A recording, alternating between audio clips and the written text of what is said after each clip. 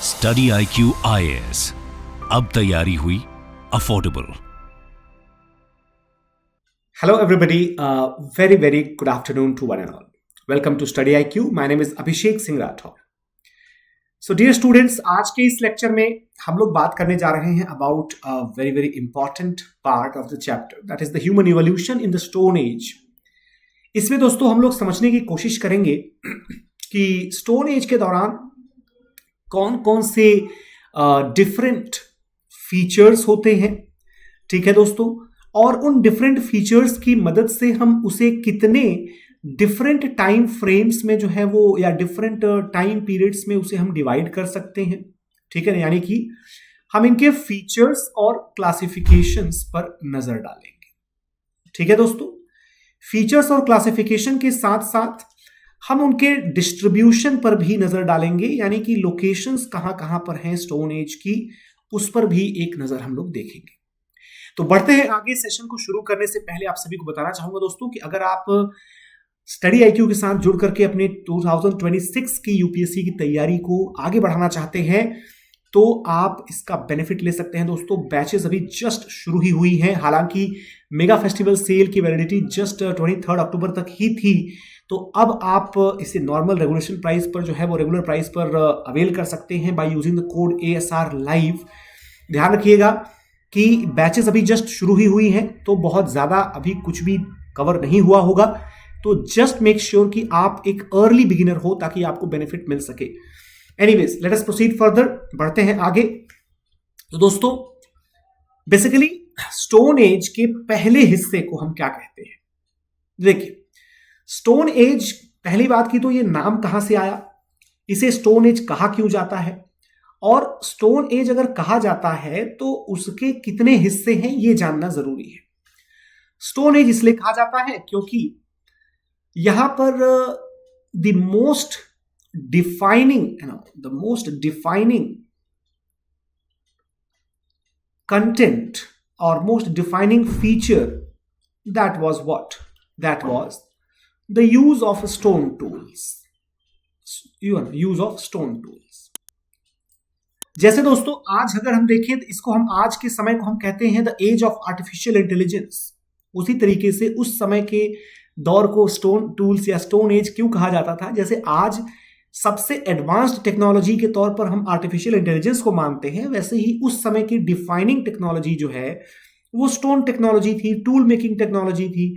हमने पढ़ा था कि दोस्तों जो होमो हैबिलिस होते हैं बेसिकली, है ना, होमो हैबिलिस होते हैं, जिनके बाद हमने देखा था ऑस्ट्रेलोपिथेकस आए या फिर होमो इरेक्टस आए, तो ये लोग जो हैं, है ना, ये लोग जो हैं इनके टाइम पर भी सिंपल टूल्स बनना स्टार्ट हो चुके थे। लेकिन जब होमो सेपियन आता है, निएंडरथल्स, उनके आने के बाद क्या होता है, उनके आने के बाद जो है टूल्स में सोफिस्टिकेशन आ जाता है, डिफाइन कैरेक्टर आ जाते हैं, और जब होमो सेपियन आता है तब दोस्तों फिर धीरे धीरे एक कल्चर्ड सेटलमेंट्स की शुरुआत हो जाती है और धीरे धीरे सिविलाइजेशनल प्रोग्रेस की तरफ, है ना, हम बढ़ जाते हैं। तो ओवरऑल ह्यूमन कल्चर को अगर हम देखें तो इसे डिफाइन किया गया है, बेसिकली इसे डिवाइड किया गया है 3 डिस्टिंक्ट फेजेस में। क्या क्राइटेरिया है इसका, तो इसका क्राइटेरिया दोस्तों, there are 2 criteria, you know, 2 criterion. What are those? Number 1, the nature, right, the nature of their, you know, the nature of their habits and the nature of their tools, ठीक है। Habits यानी कि ये लोग क्या करते थे basically, hunting, gathering, है ना, इसको हम फूड गैदरिंग लिख सकते हैं। या फिर नेचर ऑफ टूल्स अगर देखेंगे तो बेसिकली किस तरीके के, है ना, which type of the stone tools did they use, ठीक है, किस तरीके के स्टोन टूल्स का ये लोग प्रयोग करते थे, ठीक है दोस्तों। तो ये चीज आप लोगों को ध्यान रखना है। अब अगर बात करें पैलियोलिथिक पीरियड को, तो पैलियोलिथिक पीरियड का क्या डेफिनेशन होता है दोस्तों? पैलियो जो शब्द है ये दिखाता है ओल्ड, लिथिक जो शब्द है ये दिखाता है स्टोन और रॉक्स रिलेटेड। यानी कि अगर कोई ऐसा जमाना हो जो कि रॉक्स या स्टोन्स के यूज से रिलेटेड हो, लेकिन जो सबसे पुराना एविडेंस है उसे हम कैटेगराइज करेंगे पैलियोलिथिक एज में। ठीक है दोस्तों, पैलियोलिथिक एज को खुद भी 3 अलग अलग कैटेगरीज में डिवाइड किया गया है depending upon the nature of the climate change. ठीक है दोस्तों, देखिए हमें यह समझना पड़ेगा कि entire human development, entire development of the human race, development of the human race, that basically occurred in which era, in which age? It's Pleistocene age. ठीक है ना, प्लिस्टोसीन में ही सारा का सारा डेवलपमेंट हमें दिख जाता है।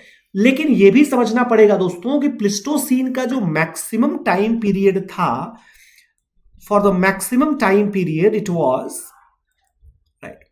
it was under the ice age, under the ice age। अब आइस एज का क्या फंडा है भाई, इसको थोड़ा समझ लेते हैं। देखिए अर्थ जो है इट पासेस थ्रू और goes through the alternative cycles of the freezing and heating, freezing and heating, cooling and warming. तो कूलिंग साइकिल जो है बेसिकली उस दौरान टेम्परेचर डाउन होता है नेचुरली, और वार्मिंग साइकिल में टेम्परेचर थोड़ा सा रेज होता है, बहुत ही क्रिटिकल इंक्रीज और क्रिटिकल डिक्रीजेस होते हैं। तो बेसिकली उस समय जो है वो कूलिंग साइकिल का पीक चल रहा था। तो दोस्तों उस समय ज्यादातर हिस्सा जो अर्थ का है it was covered under the huge in fact very thick snow cap, ice cap के तहत बहुत जबरदस्त दबा हुआ था। तो उस वजह से ज्यादातर जो एविडेंसेस आपको दिखने को मिलते हैं वो यूरोपियन इलाकों में या फिर सदर्न अफ्रीका में आपको ज्यादा एविडेंसेस देखने को मिलते हैं पैलियोलिथिक एज के ह्यूमन बीइंग्स के। ऐसा क्यों? क्योंकि दोस्तों for the maximum time the areas far from equator, far from equator they were covered under thick ice caps। और जो कुछ भी वहां पर ह्यूमंस वगैरह रहते थे they were having like their presence and the presence was completely secured, completely preserved। ठीक है दोस्तों, तो आइस एज के इसी बिहेवियरल पैटर्न या इसी जो है इवोल्यूशनरी पैटर्न के बेसिस पर हम लोग अपने स्टोन एज के पहले पार्ट यानी कि पैलियोलिथिक एज को 3 हिस्सों में डिवाइड करते हैं। दोस्तों पहला हिस्सा कहलाता है लोअर पैलियोलिथिक। पहला हिस्सा क्या कहलाता है? लोअर पैलियोलिथिक हिस्सा कहलाता है। दूसरा हिस्सा कहलाता है दोस्तों मिडिल पैलियोलिथिक। क्या कहलाता है? Middle Palaeolithic. ठीक है, और तीसरा हिस्सा वो कहलाता है अपर पैलियोलिथिक। इसमें आपको डिफरेंसेस जो देखने को मिलेंगे दोस्तों, ये देखने को मिलेंगे कैसे? देखो ये तो इनका एक रफ टाइम एस्टिमेशन है, वो भी इंडिया में, इंडियन है ना टाइम एस्टिमेशन। दुनिया में तो इससे ज्यादा पुराने एविडेंसेस देखने को मिलते हैं।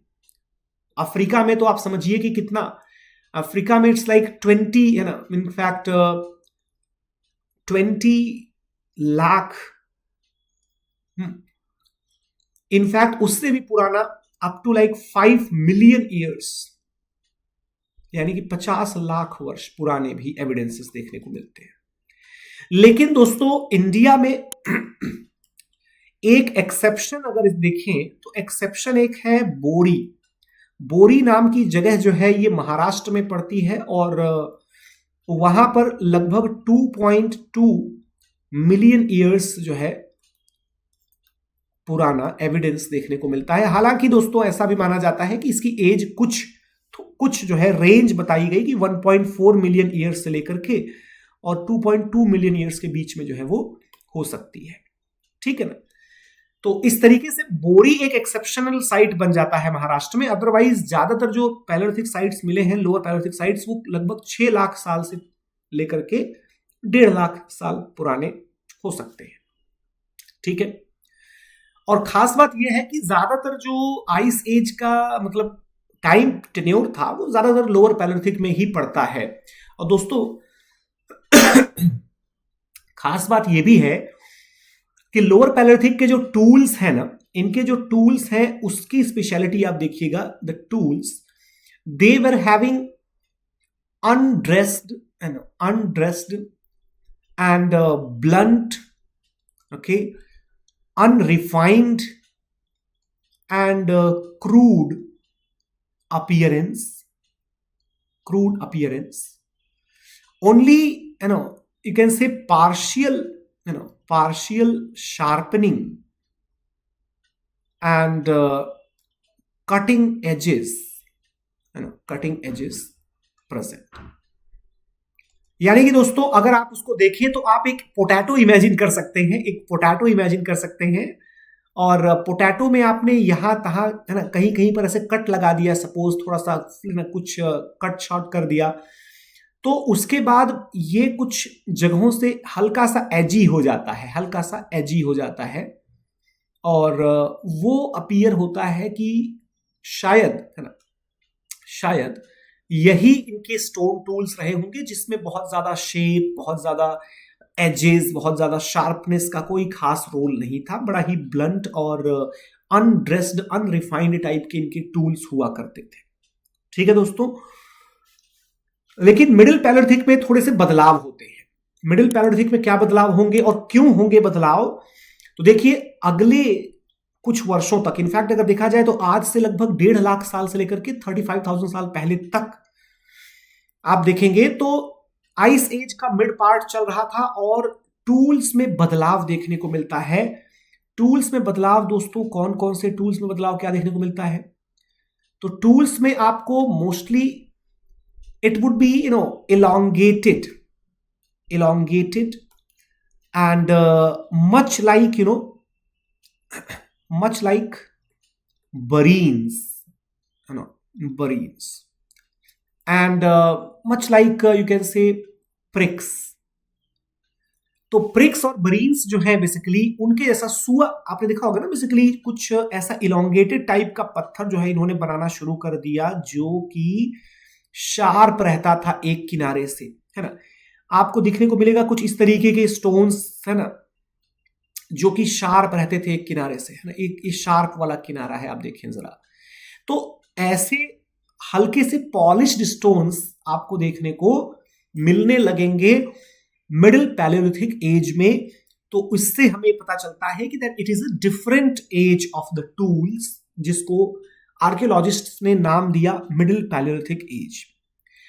फिर दोस्तों अपर पैलेलिथिक एज की अगर बात करें तो ये अगर देखा जाए तो लगभग 35,000, इसको करिएगा, एक जीरो एक्स्ट्रा हो गया है, सॉरी, 35,000 बीसी से लेकर के 10,000 बीसी तक के बीच में दोस्तों यहां पर आइस एज का लास्ट फेज चल रहा है।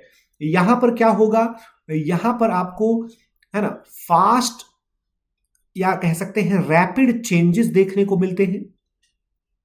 रैपिड चेंजेस किस तरीके के, खासकर दोस्तों टूल्स टेक्नोलॉजी में आपको रैपिड चेंजेस देखने को मिलते हैं। ठीक है ना दोस्तों, जहां आपने देखा कि मिडिल पैलेलिथिक में आपको इलोंगेटेड यानी कि थोड़ा फ्लेक्स के जैसा, फ्लेक्स मतलब समझते हो क्या, मच लाइक चिप्स, है ना। यहां पर पोटैटो था लोअर पैलेलिथिक एज में, मिडिल पैलेलिथिक एज में इट बिकेम लाइक चिप्स, है ना। तो इसको हम क्या कह सकते हैं बेसिकली, है ना, चॉपर्स के जैसा, बरीन्स के जैसा। अब दोस्तों अपर पैलेलिथिक एज में क्या हो जाएगा, it would be more like कि this will be converting into the sharp and long structures, but relatively smaller and without any width, है ना। We can say that it was without any width, width के बिना, है ना, width के बिना नुकीला, एक तरीके से सुई के जैसा दिखने वाला या भाले के जैसा। तो यहां पर दोस्तों आपको क्या दिखेंगे, बेसिकली एरो हेड्स का निर्माण आपको दिखने लगेगा। Arrow heads were very very helpful. पत्थर को ऐसे पकड़ के, है ना, किसी के अंदर, जानवर के अंदर जो है वो उसको, है ना, इंसर्ट कर देना, मार देना, that was like the method. Arrow heads के साथ साथ दोस्तों यहां पर आपको नाइव्स का भी जो है वो एविडेंस दिखने लगेगा, है ना। साथ ही साथ ये जो फ्लेक्स होते हैं इनके पूरे के पूरे किनारे को शार्प कर दिया जाएगा and we will see the emergence of the axes as well, right, axes as well. तो दोस्तों जहां हैंड एक्स जो है वो पैलियोलिथिक में शुरुआत में ही देखने को मिलने लगा था, जिसमें कि ज्यादातर हिस्सा पकड़ने के लिए और एक हिस्सा काटने के लिए था।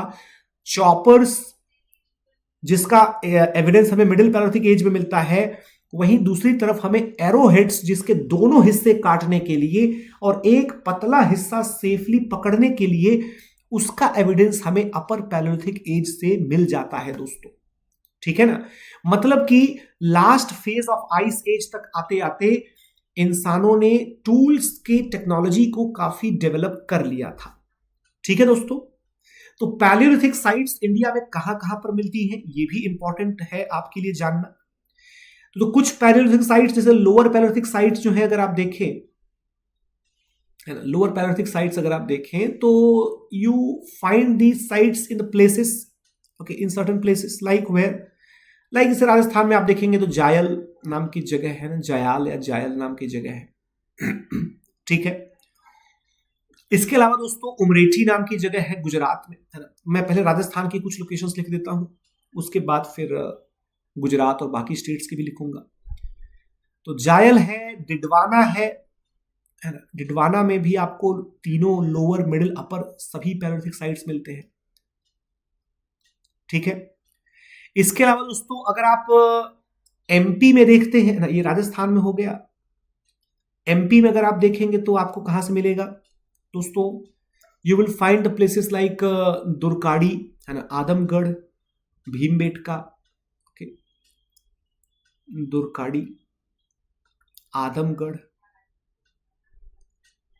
भीमबेटका या भीमबैठका जिसको कहते हैं ना, भीमबेटका रायसेन के नजदीक है। इसी तरीके से दोस्तों अगर आप देखें कुछ यूपी में भी इक्का दुक्का साइट्स हैं, जैसे कि ललितपुर हो गया आपका, ललितपुर हो गया, ओके। इसके अलावा दोस्तों आप अगर देखें तो यूपी में एक जगह पड़ती है महादेव पिपरिया, या फिर सिहावल करके जगह है बेसिकली, है ना। तो ये लोकेशंस, हालांकि दोस्तों आप ध्यान रखिएगा, मैं जिन लोकेशंस की बात कर रहा हूं ना, ये लोकेशंस एग्जैक्टली किसी एक पॉइंट पर नहीं है। इसी वजह से अक्सर डिस्प्यूट हो जाता है, लोगों को बुरा लग जाता है, करे हमारे स्टेट का है, आपने उधर कैसे कह दिया।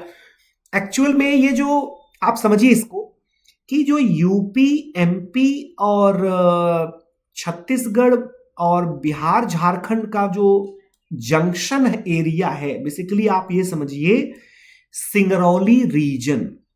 कौन सा रीजन? सिंगरौली विंध्या रीजन। ठीक है, ये पूरा इलाका उत्तर प्रदेश में सोनभद्र, मध्य प्रदेश में जो है आपका सिंगरौली का इलाका, छत्तीसगढ़ में अंबिकापुर का इलाका, झारखंड में रामगढ़ का इलाका और बिहार में कैमूर का इलाका। ठीक है ना, ये जितने भी नाम मैंने आपको बताए, ये सारे के सारे नाम एक कॉम्प्लेक्स बनाते हैं, जिसको दोस्तों हम लोग एक रिच साइट मानते हैं। किसके लिए? हम लोग एक रिच साइट मानते हैं for the evidence of the Palaeolithic period. चाहे वो फिर महादेव पिपरिया का इलाका हो, चाहे पचपरा का इलाका हो, चाहे फिर वो सिहावल का इलाका हो, मतलब you have those places lying in these areas. ठीक है दोस्तों, एमपी प्रॉपर में तो आदमगढ़ आप जानते ही हो दोस्तों। इसके अलावा महाराष्ट्र में आपको बोरी में बता चुका हूं, फिर गंगापुर है महाराष्ट्र में ही एक इलाका। ठीक है ना, इसके अलावा जो है आपका होंसी का इलाका दोस्तों, ये आपका पड़ता है आंध्रा में। तो you have several places in the falling in this particular category. फिर दोस्तों आपके कुछ एरियाज ऐसे हैं जो मिडिल पैलेolithic और अपर पैलेolithic इन दोनों के एविडेंसेस आपको मिलेंगे वहां पर देखने के लिए। तो you can actually observe these places in the map as well. ठीक है दोस्तों, तो इस बात का आप हमेशा ध्यान रखिएगा। क्लियर? चलो अब दोस्तों थोड़ा डिटेल में देख लेते हैं कि इनके स्पेशली क्या क्या फीचर्स और क्या क्या इनके जो है लोकेशंस हैं ओवरऑल। लोअर पैलेolithic एज में दोस्तों ध्यान रखिएगा कि बोरी की डेट को एक्सक्लूड करते हुए 6 लाख साल से ज्यादा पुराने नहीं मिलते हैं इंडिया में। अफ्रीका में तो 2 मिलियन अप टू 5 मिलियन तक का दावा किया जाता है, हालांकि ह्यूमन एविडेंसेस 5 मिलियन के नहीं मिले हुए हैं, बट अफ्रीका में 2 मिलियन ईयर्स तक के तो ह्यूमन एविडेंसेस भी मिले हुए हैं। ठीक है ना दोस्तों, इस दौर में आपको हैंड एक्सिस मिल जाएंगी, कई सारी क्लीवर्स चॉपर्स मिल जाएंगे, है ना, इस तरीके के। हालांकि ये जो क्लीवर्स और चॉपर्स हैं ये कहने भर के लिए है ना, they were not of well defined shapes, edges and sharpness. ठीक है, इनकी शेप, साइज और इनकी शार्पनेस बहुत अच्छे से डिफाइंड नहीं थी, लेकिन still they were largely used for the chopping, digging, skinning, है ना, इन सब तमाम चीजों के लिए यूज करते थे ऑब्वियसली, क्योंकि हंटिंग एंड फूड गैदरिंग जो है ये इनकी मेन हैबिट्स हुआ करती थी। मेन हैबिट्स क्या थी इनकी? हंटिंग और फूड गैदरिंग। ठीक है ना, ये आप लोगों को हमेशा ही याद रखना है दोस्तों। एविडेंसेस के लोकेशन कहां कहां पर है बेसिकली, तो पाकिस्तान के पंजाब वाले इलाके में जो सोहन नदी है, बेसिकली सोहन का इलाका जो है, या भारत में जम्मू कश्मीर का इलाका, थार डेजर्ट का इलाका, है ना, उत्तर प्रदेश में सोनभद्र में बेलन वैली का इलाका, या राजस्थान के डिडवाना का इलाका। So these areas were some of the major sites. इनके कैरेक्टर्स क्या है दोस्तों? कैरेक्टर्स ये हैं कि डिडवाना पर्टिकुलरली खासकर देखा जाए तो सिर्फ लोअर पैलेolithic नहीं था, बल्कि मिडिल और अपर भी है। यानी कि डिडवाना, अगर इस पर स्टेटमेंट आए, यूपीएससी के प्रीलिम्स में एक क्वेश्चन आए कि Didwana was continuously inhabited by the humans since early stone age, तो ये स्टेटमेंट बिल्कुल सही होगा, 100% सही होगा दोस्तों। इसी तरीके से चिरकी निवासा में भी अगर देखेंगे तो काफी सारे टूल्स मिलते हैं लोअर पैलेolithic के।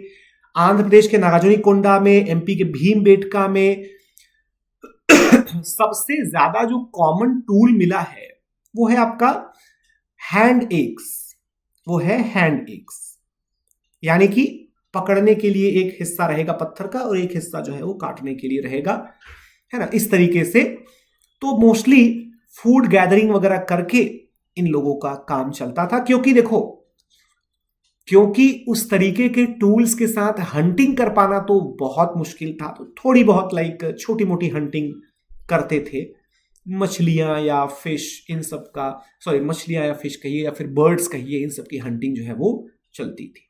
ठीक है दोस्तों, तो अभी जो है भारत में अगर देखा जाए तो आज भी कई सारी कम्युनिटीज, कई सारी ट्राइब्स जो हैं वो लगभग इसी तरीके से रहती थी। अभी आज इन द सेंस की कुछ 100, 150, 200 साल पहले तक।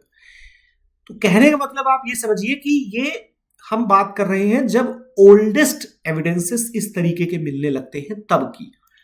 लेटेस्ट में अगर आप देखोगे ना, तब तो फिर बहुत सारी ट्राइब्स अभी भी लोअर पैलेolithic जैसे अपनी लाइफ स्पेंड करती थी, 19th सेंचुरी में भी, 20th सेंचुरी में भी। ठीक है, मिडिल पैलेolithic की अगर बात करें दोस्तों, तो यहां पर आपको फ्लेक्स इंडस्ट्री का डेवलपमेंट शुरू हो जाता है, जो कि स्टोन के छोटे छोटे पीसेस होते हैं, थोड़े इलोंगेटेड, थोड़े फ्लैट तरीके के दिखने वाले ब्लेड्स, पॉइंट्स, बोरर्स, स्क्रैपर्स, ये सबके सब फ्लेक्स से बने हुए, सबके सब कैसे बने हुए? फ्लेक्स से बने हुए। ठीक है, ध्यान रखिएगा। इनके एविडेंसेस कहां से मिले दोस्तों? तो मोस्टली नर्मदा नदी के आसपास और तुंगभद्रा नदी के आसपास, यानी कि मोस्टली प्लेट्यूज में जो है उनके एविडेंसेस मिले हैं। प्लेट्यूज यूपी के विंध्यास के बेसिकली फुटहिल्स में बेलन वैली यानी सोनभद्र के बेलन वैली के आसपास मिला हुआ है दोस्तों। यहां पर आपको पहले भी आपने देखा था कि भाई लोअर और मिडिल एविडेंसेस, मतलब मिडिल स्टोन एज के एविडेंसेस भी मिलते हैं, लेकिन सबसे इंपॉर्टेंट बात यह है दोस्तों कि पैलियोलिथिक एविडेंसेस जो है वो भारत में करीबन 550 से ज्यादा साइट्स मिले हैं, वो भी अपर पैलियोलिथिक के, विच इंडिकेट्स व्हाट, क्योंकि है ना, since the ice age was almost ending, है ना, लगभग खत्म ही था, तो इसकी वजह से दोस्तों इमर्जेंस ऑफ ग्रासलैंड्स ये आपको ज्यादा दिखेगा, जिसके चलते जो है वो प्लेंटी और है ना प्रेजेंस ऑफ है ना मोर हर्बीवोर्स वो आपको दिखेगा, मोर हर्बीवोर्स। ठीक है, अब हर्बीवोर्स ज्यादा है तो उनके लिए जाहिर सी बात है मोर हंटिंग अवेलेबिलिटी। मोर हंटिंग अवेलेबिलिटी के लिए क्या चाहिए दोस्तों? That needed efficient tools and group exercises, है ना, ग्रुप एक्सरसाइजेस। तो जिसके चलते दोस्तों यहां पर आपको क्या दिखेगा? यहां पर आपको दिखेगा flint industries. Flints were basically you know very sharp and sophisticated tools, sophisticated tools। ठीक है, ऑब्लिडियन के बने हुए बहुत शार्प और सोफिस्टिकेटेड टूल्स होते थे। ऑब्लिडियंस बेसिकली क्या होता था दोस्तों? एक तरीके का स्टोन होता था जो कि ज्वालामुखी यानी कि वल्केनिक एरप्शन के साथ बाहर आता था और उसको ये लोग शार्प करके यूज करते थे। बहुत जबरदस्त जो है वो इफेक्टिव टूल था दोस्तों। यहां पर आपको पूरे भारत में ब्लेड्स और बरीन्स के यूज बहुत जबरदस्त देखने को मिलेंगे। ज्यादातर बड़े बड़े फ्लेक्स, बड़े बड़े ब्लेड्स और बरीन्स का यूज यहां पर आपको अपर पैलियोलिथिक एज में देखने को मिलता है।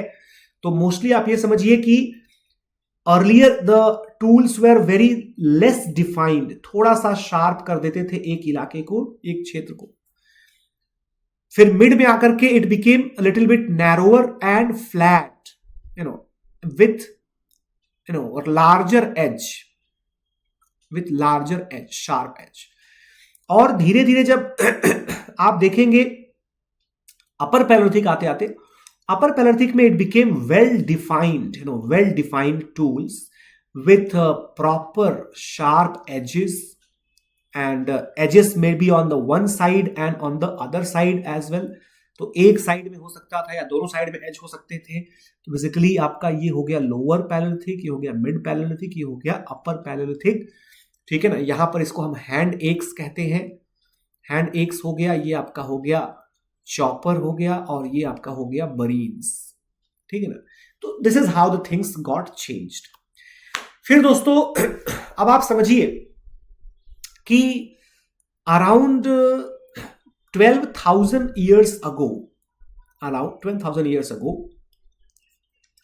the end of ice age, अगर थोड़ा प्रिसाइजली बात करें तो 11,700 years ago आइस एज के एविडेंसेस उसके बाद से मिलना बंद हो जाते हैं। तो दोस्तों वहां से फिर क्या होता है? More and more herbivores. अब इन हर्बीवोर्स को काबू में करने के लिए क्या करना पड़ेगा? The need of the dogs, basically guarding animals, है ना, गार्डिंग एनिमल्स। दोस्तों गार्डिंग और प्रोटेक्टिंग एनिमल्स के तौर पर अगर आप देखेंगे तो पहली बार में एविडेंसेस ऑफ पेट्स जो है वो दोस्तों यहीं से देखने को मिलते हैं। पेट्स की शुरुआत सबसे पहली बार आपको मीजोलिथिक एज से ही देखने को मिलेगी, क्योंकि this was like a transition phase. ये एक तरीके का ट्रांजिशन फेज है between the old and new stone age. Old and new stone age के बीच का ट्रांजिशन पीरियड है, ठीक है ना। तो इसी वजह से दोस्तों यहां पर आप अगर देखेंगे तो अभी भी लोग हंटिंग, फिशिंग, फूड गैदरिंग कर रहे हैं, लेकिन लेटर स्टेजेस पर जाते जाते वो लोग एनिमल डोमेस्टिकेशन करने लगेंगे। शुरुआत में एनिमल डोमेस्टिकेशन जो होगा it will be of the dogs and later on it will be of the kettles, sheep, goats and kettles, ठीक है ना, शीप, गोट्स एंड कैटल्स। क्यों? क्योंकि दोस्तों डॉग्स की मदद से बाकी एनिमल्स को टेम करना आसान था, और शीप, गोट्स जो है वो छोटे छोटे एनिमल्स थे और प्रोडक्टिव भी थे, कभी भी भूख लगने पर उनको काट कर खाया जा सकता था। और कैटल्स जो है वो थोड़े से और ज्यादा लेटर स्टेज में डोमेस्टिकेटेड होते हैं, और कैटल्स का यूटिलिटी भी थोड़ा ज्यादा रहता है। बेसिकली जब एग्रीकल्चरल प्रैक्टिसेस की शुरुआत होगी दोस्तों, तब कैटल्स का कंट्रीब्यूशन बढ़ जाएगा, ठीक है, दैट इज व्हाई। तो एनिमल हस्बेंड्री जो है दोस्तों उसके एविडेंसेस हमें मेसोलिथिक एज से ही मिलने लग जाते हैं। अगर आप कुछ लोकेशंस की बात करें तो जैसे तिलवारा हो गया, ठीक है ना, जैसे कनवास हो गया, या धनेरी हो गया, बागोर हो गया, ये सब इलाके राजस्थान में है। And Bagor, let me tell you, Bagor had the oldest evidence of the animal domestication,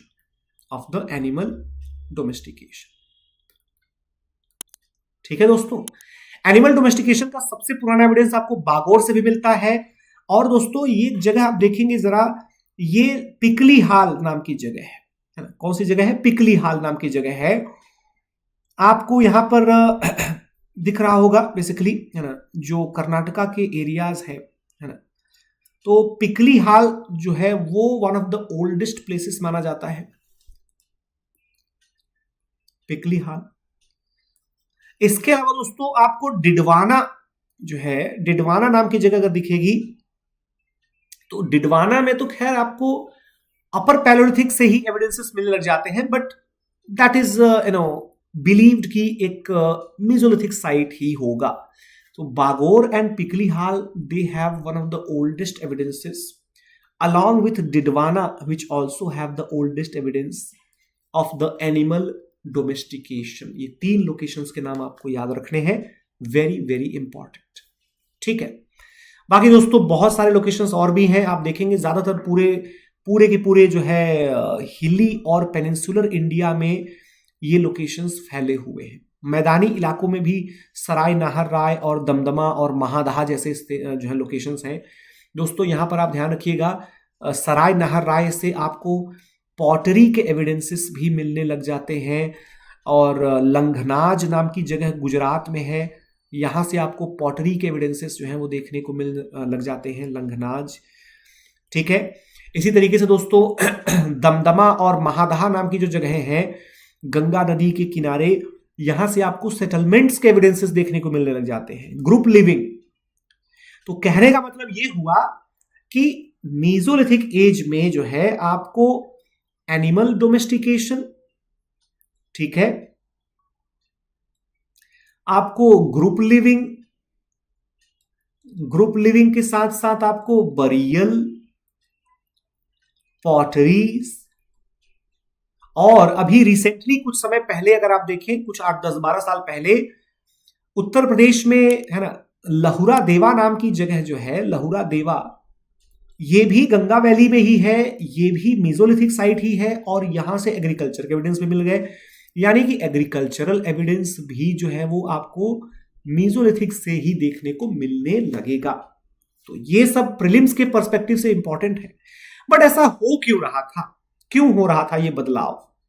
ये बदलाव दोस्तों इसलिए हो रहा था क्योंकि आप समझिए कि लगभग 20 लाख साल से आइस एज चल रहा था। जब खत्म हुआ, क्यों खत्म हुआ? क्योंकि वार्मिंग साइकिल शुरू हो चुकी थी। जब क्लाइमेट वार्म हुई, बारिश ज्यादा हुई, तो घासें उगी, फ्लोरा फौना में बदलाव आया, और दोस्तों वेजिटेशन जो है वो और ज्यादा घना हो गया, जंगल घने हो गए, मैदानी इलाके जो सूखे पड़े थे वहां घास उगने लगी, और इसी का बेनिफिट उठा करके क्या हुआ, इसी का बेनिफिट उठा करके एग्रीकल्चर, डोमेस्टिकेशन और ये सब चीजें, ग्रुप में रहना, ये सब शुरू हो गया।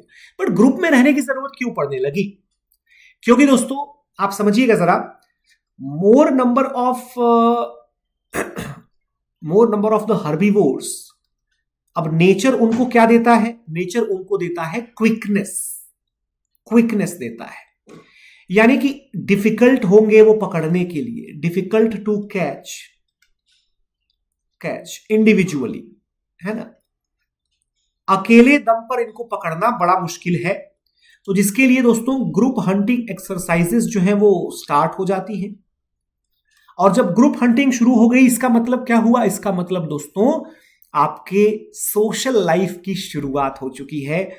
बेसिकली इसमें आपको डिवीजन ऑफ वर्क देखने को मिलेगा,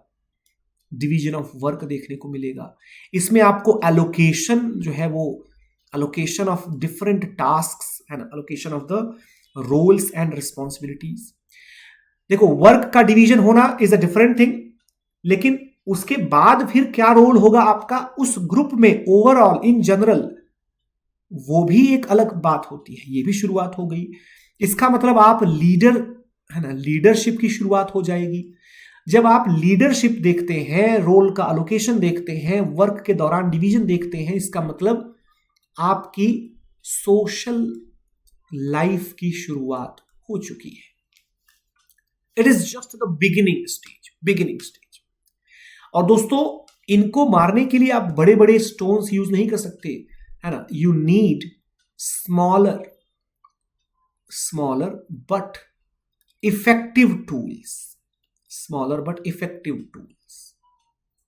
तो दोस्तों छोटे और इफेक्टिव टूल्स जो है उनकी जरूरत आपको पड़ेगी। इनको कहा गया माइक्रोलिथिक इंडस्ट्री, यानी कि छोटे छोटे टूल्स रहेंगे। दोस्तों आप यकीन माने, छोटे छोटे एरो हेड्स बनाए गए, है ना, ट्रायंगल्स बनाए गए, ठीक है ना, ट्रेपेजियम्स बनाए गए। आपको दिखेगा कि ल्यूनेट्स नाम का एक टूल दिखेगा जो अर्धचंद्र के आकार का होता था, है ना, उसको बनाया गया। आपको दोस्तों, है ना, हेमिस्फेरिकल ब्लेड्स बनाने को, है ना, यहां पर एविडेंसेस मिलते हैं। तो you will have the hundreds of evidences of the different stone tools having these variable sizes and these variable shapes. Size इनका क्या रहेगा? साइज इनका वही रहेगा 2 सेंटीमीटर से लेकर के और 8 सेंटीमीटर के बीच में। हालांकि अलग अलग दुनिया के देशों में अगर देखेंगे तो अलग अलग देशों में तो आपको 10-10 सेंटीमीटर के भी मिलते हैं, but 2 centimetre to 8 centimetre is the standard size. बहुत छोटे छोटे टूल्स देखने को मिलते हैं। दोस्तों इनका यूज कैसे किया जाता था? तो बेसिकली इनका यूज जो है ऐसे किसी स्टिक के ऊपर जो है आप देखेंगे तो छोटे छोटे, है ना, दांत के जैसा इनको लगा दिया गया, है ना, दांत जैसा इनको लगा दिया गया। तो इस तरीके से इनका टूल्स का यूज देखने को मिलता था। आपको दोस्तों इसी दौर में आपको सिकल्स जैसे जो टूल्स हैं ना उनका भी आपको प्रेजेंस देखने को मिलने लगेगा। इसमें भी आपने क्या करा है, इसमें आपने छोटे छोटे जो है वो दांते लगा दिए हैं पत्थर के।